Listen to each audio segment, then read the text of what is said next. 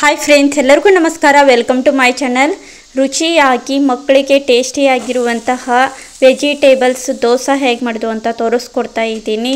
Kids lunch ಬಾಕ್ಸಿಗಾಗಿರ್ಬೋದು ಅಥವಾ morning ನಾಷ್ಟಕ್ಕಾಗಿರ್ಬೋದು ತುಂಬಾ ರುಚಿಯಾಗಿರುತ್ತೆ. ಆರೋಗ್ಯಕರ ರೆಸಿಪಿ ಅಂತ ಹೇಳ್ಬೋದು. ಬೆಳಗ್ಗೆ ನಾಷ್ಟ ಆಗಿರ್ಬೋದು ಅಥವಾ ಬ್ರೇಕ್ಫಾಸ್ಟ್, ಸಂಜೆ ಟೈಮ್, ಈವ್ನಿಂಗ್ ಸ್ನ್ಯಾಕ್ಸ್ ಅಂತೇಳಿ ತಿನ್ಬೋದು.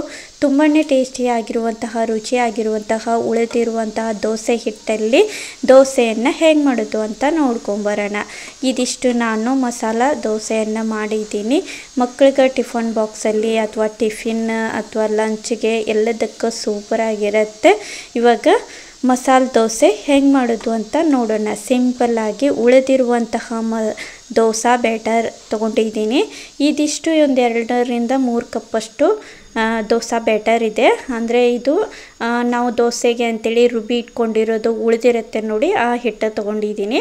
ನಂತರ ಇಲ್ಲಿ ಕ್ಯಾಪ್ಸಿಕಮ್ಮು, ಬೀನ್ಸ್, ಆಮೇಲೆ ಕುಕಂಬರ್, ಸ್ವಲ್ಪ ಹಸೆ ಬಟಾಣಿ, ಈರುಳ್ಳಿ, ಟೊಮಾಟೊ, ಕೊತ್ತಂಬರಿ ಸೊಪ್ಪು, ನಂತರ ಇಲ್ಲಿ ಅಡುಗೆಗೆ ಹಾಕುವಂಥ ಸೋಡಾ 1 ಟೀ ಸ್ಪೂನಷ್ಟು ಉಪ್ಪು, ಜಿಂಜರ್ ಗಾರ್ಲಿಕ್ ಪೇಸ್ಟು, ನಂತರ 2ರಿಂದ 3 ಕಪ್ಪಷ್ಟು ಉಳಿದಿರುವಂಥ ದೋಸೆ ಹಿಟ್ಟು. ಇವಾಗ ದೋಸೆ ಹಿಟ್ಟನ್ನು ನಾನು ಫ್ರಿಜ್ಜಲ್ಲಿ ಇರುತ್ತೆ ನೋಡಿ, ಅದನ್ನು ತೆಗೆದು ಕಡೆಗೆ ಇಟ್ಕೊಂಡಿದ್ದೆ. ಒಂದು ಅರ್ಧ ಗಂಟೆ ಆದ ನಂತರ ಇದಕ್ಕೆ ಸ್ವಲ್ಪ ಉಪ್ಪು ಮತ್ತು ಅಡುಗೆಗೆ ಹಾಕುವಂಥ ಸೋಡಾನ ಹಾಕಿ ಮಿಕ್ಸ್ ಮಾಡಿಕೊಂಡು 1-2 ನಿಮಿಷ ಚೆನ್ನಾಗಿ ಮಿಕ್ಸ್ ಮಾಡ್ಕೋತಾ ಇದ್ದೀನಿ.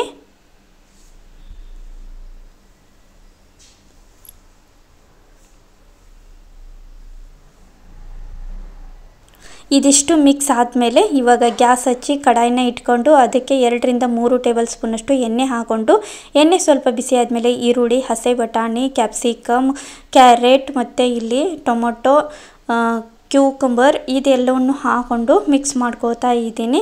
1-2ರಿಂದ 3 ನಿಮಿಷ ಚೆನ್ನಾಗಿ ಫ್ರೈ ಮಾಡಿಕೊಂಡ್ರೆ ಸಾಕು. ಜಾಸ್ತಿ ಫ್ರೈ ಏನಿಲ್ಲ, ಮೀಡಿಯಮ್ದಲ್ಲಿ ಸಣ್ಣ ಉರಿ ಇಟ್ಕೊಂಡು 1-2 ನಿಮಿಷ ಫ್ರೈ ಆದರೆ ಸಾಕು. ಇವಾಗ ಮಿಕ್ಸ್ ಮಾಡಿಕೊಂಡ ನಂತರ ಇದಕ್ಕೆ ಇವಾಗ ಜಿಂಜರ್ ಗಾರ್ಲಿಕ್ ಪೇಸ್ಟ್ನ ಹಾಕ್ಕೊಳ್ತಾ ಇದ್ದೀನಿ. ಅಂದರೆ ಬೆಳ್ಳುಳ್ಳಿ ಶುಂಠಿ ಪೇಸ್ಟ್ನ 1 ಟೀ ಸ್ಪೂನಷ್ಟು ಹಾಕ್ಕೊಳ್ತಾ ಇದ್ದೀನಿ.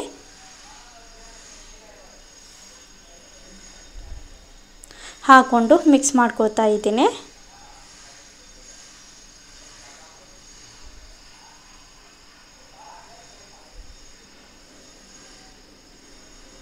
ಇದಕ್ಕೆ ಇವಾಗ ಟೊಮೊಟೊ ಸಾಸ್ ಮತ್ತು ಸಾಲ್ಟ್ ಹಾಕ್ಕೊಂಡಿದ್ದೀನಿ, ಅಂದರೆ ಉಪ್ಪು,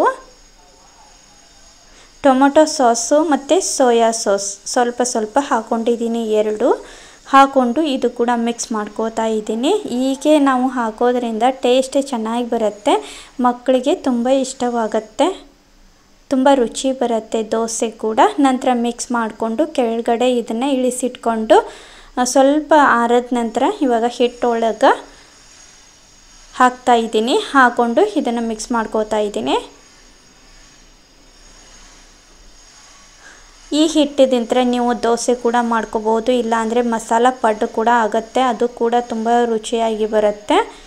ನಂತರ ಇದಿಷ್ಟು ಮಿಕ್ಸ್ ಮಾಡ್ಕೊಂಡಾಯಿತು. ನಂತರ ಇವಾಗ ಗ್ಯಾಸ್ ಹಚ್ಚಿ ತವ ಇಟ್ಕೋತಾ ಇದ್ದೀನಿ. ತವ ಸ್ವಲ್ಪ ಬಿಸಿ ಆದಮೇಲೆ ಸ್ವಲ್ಪ ಎಣ್ಣೆ ಹಾಕೋತಾ ಇದ್ದೀನಿ. ಎಣ್ಣೆ ಕಾದ ನಂತರ ಇವಾಗ ಇಲ್ಲಿ 1-2 ಚಮಚದಷ್ಟು ಹಿಟ್ಟು, ಅಂದರೆ ದೋಸೆ ಬ್ಯಾಟರ್ ಮಸಾಲ ಹಾಕಿ ಇಟ್ಕೊಂಡಿರೋದು, ತರಕಾರಿನ ಹಾಕಿ ಇಟ್ಕೊಂಡಿರೋಂಥ ದೋಸೆನ ಹಾಕ್ಕೊಂಡು ಸ್ವಲ್ಪ ಅಗಲವಾಗಿ ಮಾಡ್ಕೋತಾ ಇದ್ದೀನಿ. ನಿಮಗೆ ದೊಡ್ಡದು ಬೇಕಾದರೆ ದೊಡ್ಡದು ಮಾಡ್ಕೊರಿ, ಅಥವಾ ಸಣ್ಣದು ಬೇಕು ಅಂತಂದರೆ ಸಣ್ಣದಾಗಿ ಮಾಡ್ಕೊರಿ. ನಾನಿಲ್ಲಿ ಮೀಡಿಯಮ್ದಲ್ಲಿ, ಜಾಸ್ತಿ ದೊಡ್ಡದು ಅಲ್ಲ ಜಾಸ್ತಿ ಸಣ್ಣದು ಅಲ್ಲ, ಸ್ವಲ್ಪ ದಪ್ಪದಾಗಿ ಮಾಡ್ಕೊಂಡಿದ್ದೀನಿ. ಇದು ದಪ್ಪದಾಗಿ ನಾವು ಹಾಕಿರೋದ್ರಿಂದ ಸಣ್ಣ ಉರಿ ಇಟ್ಕೊಂಡು ಸ್ವಲ್ಪ ಇದನ್ನು ಫ್ರೈ ಮಾಡ್ಕೋಬೇಕಾಗತ್ತೆ. ನೋಡಿ, ಈ ಥರ ಬಬಲ್ಸ್ ಎಲ್ಲ ಬರ್ತಾ ಇದೆ. 1-2ರಿಂದ 5 ನಿಮಿಷ ಆದಮೇಲೆ ಇವಾಗ ನೋಡಿ ಸ್ವಲ್ಪ ಕೆಳಗಡೆ ಎಲ್ಲ ಬ್ರೌನ್ ಕಲರಲ್ಲಿ ಕ್ರಿಸ್ಪಿಯಾಗಿ ಬರುತ್ತೆ. ಸ್ವಲ್ಪ ಬೆಂದಾದಮೇಲೆ ಮೇಲ್ಗಡೆ ನಾನು ಕ್ಯಾರೆಟು ಮತ್ತು ಇದು ಕುಕಂಬರ್ ಅಂದರೆ ಸೌತೆಕಾಯಿನ ತೆರೆದಿಟ್ಕೊಂಡಿರೋದನ್ನು ಮೇಲ್ಗಡೆ ಹಾಕ್ತಾ ಇದ್ದೀನಿ. ಈರುಳ್ಳಿ, ಟೊಮೊಟೊ ಏನಿದ್ರು ಸ್ವಲ್ಪ ತರಕಾರಿ ಏನಾದರೂ ಇದ್ದರೆ ಈ ಮೇಲ್ಗಡೆ ಹಾಕೋರಿ, ಇಲ್ಲಾಂದರೆ ಹಾಗೆ ಕೂಡ ನೀವು ಹಾಕೋಬಹುದು. ಮೇಲೆ ಸ್ವಲ್ಪ ಕೊತ್ತಂಬರಿ ಸೊಪ್ಪು ಮತ್ತು ಈರುಳ್ಳಿನ ಹಾಕ್ಕೊಂಡಿದ್ದೀನಿ. ಹಾಕಿ ಇದನ್ನು ಹೊಳಿಸ್ತಾ ಇದ್ದೀನಿ. ಹೊಳಿಸಿ ಹಾಕ್ಕೊಂಡು ಕೆಂಪಗಾಗೋ ಥರ ಫ್ರೈ ಮಾಡಿಕೊಂಡ್ರೆ ತುಂಬಾ ರುಚಿಯಾಗಿರುವಂತಹ ತರಕಾರಿ ದೋಸೆ ಅನ್ಬೋದು, ಅಥವಾ ವೆಜಿಟೇಬಲ್ಸ್ ದೋಸೆ ಅನ್ಬೋದು, ಅಥವಾ ಮಸಾಲೆ ದೋಸೆ ಅನ್ಬೋದು. ತುಂಬಾ ರುಚಿಯಾಗಿರುತ್ತೆ ನೋಡಿ. ಹೊಳಸಿ ಹಾಕಿದ್ದೀನಿ. ನಂತರ ಈ ಕ್ರಿಸ್ಪಿಯಾಗಿ ಕೂಡ ಇರುತ್ತೆ ಇದು. ಇವಾಗ ಮತ್ತೆ ಹೊಳಸಿ ನಂತರ ಒಂದು 2 ರಿಂದ 5 ನಿಮಿಷ ಬಿಟ್ಟು ಇವಾಗ ತೆಗೆದು ಒಂದು ಪ್ಲೇಟಲ್ಲಿ ಹಾಕ್ತಾ ಇದ್ದೀನಿ. ನೋಡಿ ಇದಿಷ್ಟ ಆಯಿತು. ತುಂಬಾ ರುಚಿಯಾಗಿರುತ್ತೆ. ಮಕ್ಕಳಿಗೆ ಬೆಳಗಿನ ನಾಷ್ಟ ಆಗಿರ್ಬೋದು ಅಥವಾ ಟಿಫನ್ ಬಾಕ್ಸಲ್ಲಿ ಹಾಕ್ಲಿಕ್ಕಾಗಿರ್ಬೋದು, ದೊಡ್ಡವ್ರಿಗೂ ತಿನ್ನಲಿಕ್ಕೆ ಚೆನ್ನಾಗಿರುತ್ತೆ. ಅರ್ಜೆಂಟ್ ಟೈಮ್ದೊಳಗೆ ನಾಷ್ಟ ಉಪ್ಪಿಟ್ಟು ಅವಲಕ್ಕಿ ಮಾಡೋದು ತುಂಬ ಲೇಟ್ ಆಗುತ್ತೆ ಅಂತ ಅಂದರೆ ದೋಸೆ ಹಿಟ್ಟು ಉಳಿದಿರುತ್ತೆ, ಆವಾಗ ಹೀಗೆ ಮಾಡಿ ನೋಡಿ. ಯಾವುದೇ ಥರದ್ದು ಚಟ್ನಿ ಬೇಕಾಗೋದಿಲ್ಲ. ಕಾಫಿ ಟೀ ಅಥವಾ ಹಾಗೆ ಕೂಡ ನೀವು ತಿನ್ಬೋದು. ನೋಡಿದ್ರಲ್ವ, ಸಿಂಪಲ್ಲಾಗಿ ಮಕ್ಕಳಿಗೆ ಟಿಫನ್ ಬಾಕ್ಸಲ್ಲಿ ಹಾಕಲಿಕ್ಕೆ ಅಥವಾ ಮಾರ್ನಿಂಗ್ ಬ್ರೇಕ್ಫಾಸ್ಟ್ನ ಒಂದು ಸರ್ತಿ ಹೀಗೆ ಟ್ರೈ ಮಾಡಿ.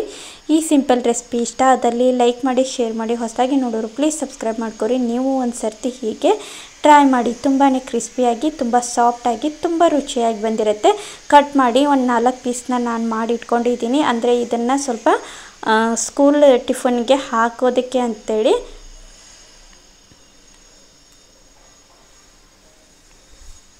ಇವಾಗ ಟಿಫನ್ ಬಾಕ್ಸಲ್ಲಿ ಹಾಕ್ತಾ ಇದ್ದೀನಿ. ತುಂಬಾ ರುಚಿಯಾಗಿರುತ್ತೆ. ನೀವು ಒಂದು ಸರ್ತಿ ಮಕ್ಕಳಿಗೆ ಹೀಗೆ ಟಿಫನ್ ಬಾಕ್ಸಲ್ಲಿ ಹಾಕಿ ನೋಡಿ. Thank you. Bye friends, bye.